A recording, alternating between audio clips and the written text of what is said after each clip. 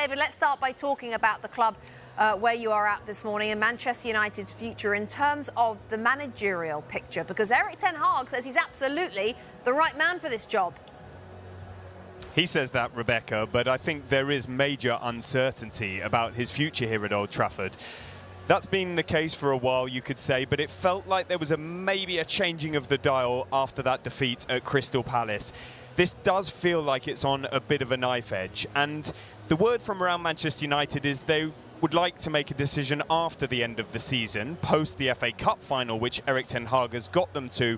But I think this is really a daily assessment that's being conducted by Ineos, Sir Dave Brailsford, and also Jason Wilcox, who has started as technical director in the absence of Dan Ashworth, who is going to be their sporting director, and also Omar Barada as chief executive. They'll need to decide whether he is the right fit for them. He tends to manage with the stick, you could say, with all due respect, whereas they are more of the carrot persuasion. And many new owners like to bring in their own man. So these are really delicate times, tense weeks ahead. And Erik ten Hag will have a decision to make himself. Does he want to continue for the final year of that contract, which has an option to extend by 12 months. There's also the question of potential replacements. Many people have said Graham Potter, Gareth Southgate, Thomas Tuchel. I'm not so sure they would be right at the top of Manchester United's list if they are to make a change. There could be others who they deem more right for them at this moment in time on their journey. And finances will be an absolutely key issue here. It is not a good situation here in terms of their financial fair play, their PSR.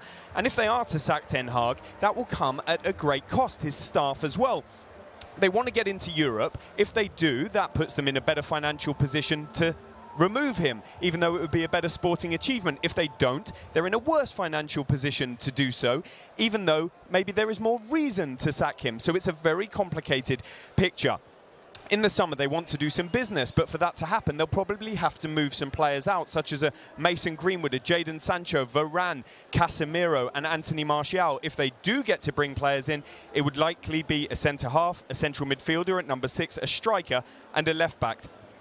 So, my goodness, I'm running out of breath because this place is busy. Hi there, I'm Rebecca Lowe, studio host for NBC's coverage of the Premier League. Don't forget to hit subscribe to watch more videos all season long. And for even more Premier League content, from original series to live matches, head over to Peacock. And be sure to tune in for Premier League mornings every weekend on USA Network and on Peacock. We will see you there.